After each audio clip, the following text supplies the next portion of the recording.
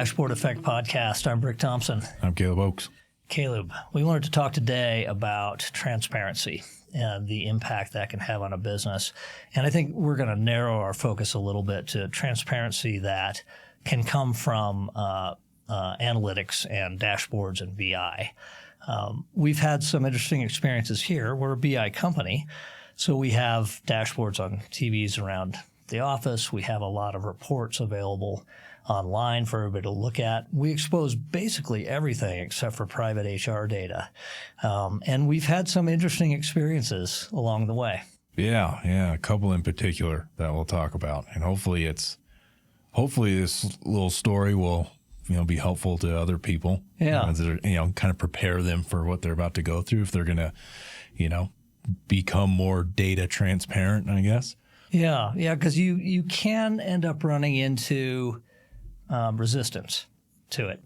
And I think back to many years ago, shortly after we started the company, our revenue model was time and materials. And so a really important metric for profitability of the company was utilization of our engineers, meaning that how much of their time that we're paying them for anyway, because they're all on salary, how much of their time is actually producing revenue, is billable to a client.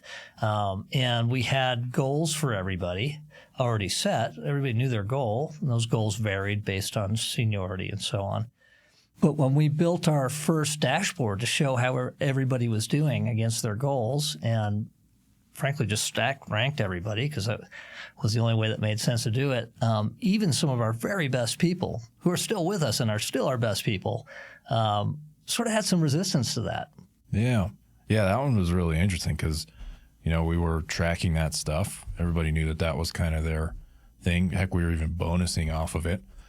But then getting the data up and, it was in the middle of the building, started to cause some of that. And I still remember it. It was like this sea green report, cutting edge for the time. Wasn't our best ever, probably, yeah. That was cool at the time, But anyway, it became a competition for people. People wanted to be at the top, and it was same. Things came up around. Well, what if I don't have the work? What if the backlog isn't there for me to work on? And so there was a lot of legitimate concerns with doing that. But ultimately, what happened?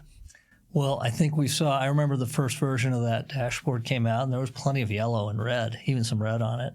And pretty quickly, within a couple of weeks, it was all green. And I remember one person in particular who's one of our best engineers, has been for years. She really just felt like this wasn't good. It could be demoralizing to people. But pretty quickly, everybody realized you didn't have to be at the top of the pile. It's kind of fun too sometimes, but just be in the green. Know that you're meeting your responsibility and you can just feel good about the job you're doing. Yeah. And I think, another thing that helped with that was even if you're in the yellow or the red, everybody's looking at the same number. Even you who are, let's say you're in the red on that report, that your boss and your boss's boss are also seeing that exact same number. So and at least you would hope that the reason why you're in the red isn't necessarily because you're lazy. Right. There's other people circumstances. Know that. Yeah, right. I mean, at this point in our business, I think every single person has a number. Mm-hmm. If they don't, they're probably brand new. And we all look at those. And there are times when any one of our numbers are not where we want them to be. But if you're working on it and problem solving, your colleagues are apt to give you grace to get things figured out and even help you do it. It's not a punitive thing. It's not a thing where you have to feel ashamed or something, but it just reminds you of, where your focus should be, what you should be looking at right now. Right. It's a really good point. And with the time and materials, report that we had and billable hours and utilization, if you were in the red, it wasn't uncommon for a colleague to say, I have some extra work. I know that you're light right now. You don't have enough work. So so it kind of, it's a competition, but at the same time, if I had too much work, I'd be happy to, pass it off to somebody who I know is light because I see that they're red and they have been for a while. So really good point. Yeah.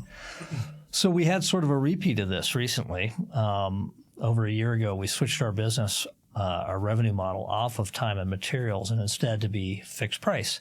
So now our projects are for a set scope, for an expected period of time. We just give you the price and that's what it's going to be. And so what becomes important to us for our financial performance is on-time delivery. Because if we're 2 weeks late, if it took us 2 weeks of extra work, we don't get to charge anymore for that anymore. Right. That's on us. Yeah. And so we really started to focus on, all right, how do we make sure to get these projects done on time? Yeah. So we kind of relived it again, right? So there was a time when after we made that change where there were no numbers, people did not have a scoreboard per se. And, we focused in, we had a lot to change in our business processes and then really in our data. Ultimately, we got to a place where we started looking at on-time delivery of milestones, and those milestones get assigned to various engineers, and that's their number. And we saw this almost the exact same thing happen that we saw with that time materials dashboard. People were concerned. What if it's not my fault? Legitimate concerns. Oh, yeah. I mean, sometimes it isn't your fault, right? I mean, the concerns I heard that were completely valid were, what if the customer is delayed? Like we needed something from them, but they were a week late getting it to us. Or what if there's a technical problem that we didn't anticipate when we scoped this out? Those are fair concerns, but it didn't change the fact that we still need to problem solve together as a team to deliver on time so that we can make our revenue model work. Yeah. And you see the same type of benefits with, maybe it's not so much just putting in hours, but also, I see that your milestone's late. I actually have done this before. How can I help? The team is, will rally around those things. And if we're all looking at the same thing, we're all just on the same page. Yeah. So what did we see over time from the time that we introduced that new metric and new dashboard? Yeah. So there's definitely a huge focus on it now, first of all, right? We actually started tracking early milestones, and we're seeing a huge uptick in those. People actually care. They're starting to think about how can I make this process more efficient, which is not only good for us, it's also good for the client. If they get their project done sooner, great. Yeah. And we get to start the next project or more work for someone else sooner. So, it's putting the focus in the right spot, and people are, just constantly thinking about it. We're smart people, Yeah. Most people are smart and they want to do a good job. And if you just show them, here's the number you can impact to know you're doing a good job, they'll do it. Yeah. It's so true. And I love the point you made about it's win-win for us and for our clients, right? If we deliver early, that's better for us. It's also better for the client. So it just sort of aligns everybody, which is great. Right. The other thing I like about having that metric really nailed down is we know now when we're projecting to finish milestones. And so because we recognize revenue based on milestone completion, we don't move it out of WIP into revenue until we actually finish milestones. We know where we're going to be if we let a date slip or if we're able to pull a date in. It gives us much more control. And because we expose that to everybody, it makes it so that everybody can contribute to making those numbers and improving the business. And in fact, we're on track to have our best quarter ever, I think. And, we really started this focus last quarter, and it's making a huge difference. Yeah. Yeah. I mean, I think the key thing there is that everybody understands that. They understand that their milestone, it's not just, we're not just saying just get it done on time. There's actually a financial impact to that. And everybody has their own number. So our engineers have milestones and our project managers have projects. It's a collection of milestones. So they're in charge of, everything is aligned in a way that supports our strategy really and how our business operates. And it's important that people know that so they know what their numbers, they know what the impact is. Yeah. And then you see cool things happen. Yeah, it is really cool.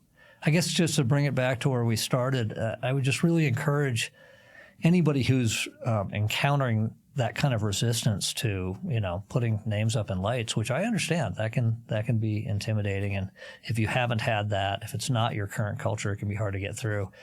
It's worth pushing through. It's worth working with people and helping them understand the benefit. And in some cases, and I think we even had some of this, just asking them, hey, please just try this. Yeah. Let's see how it goes. If it's not good, if it's really not fair, if it's really demoralizing, we'll change it. but let's try it. Yeah, and I think you'll be surprised. I mean, Yeah. people, it is. I hope that gives some people some solace around. People aren't just gonna. It's not gonna be cutthroat. Probably. Right. I mean, you could have that culture, but you probably don't. People are generally good and they want to help others succeed. So if someone's struggling, their coworkers will probably help them out. Yeah. That's cool. I think that's right. All right. Thanks, Caleb. Good. Thank you.